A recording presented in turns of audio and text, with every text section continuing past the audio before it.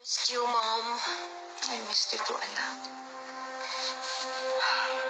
Jess,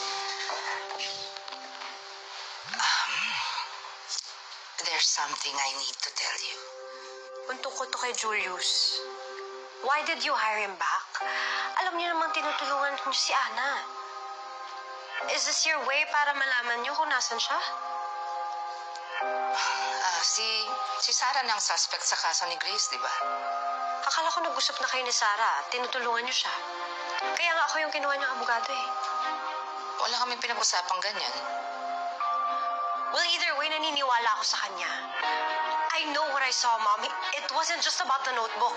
Iba yung kinikilos nila. Alam ko tinatago nila yung bata. Sana talaga mahuli na yung Ana na yun. Sinira niya kami ni Julius. Mom, what's wrong?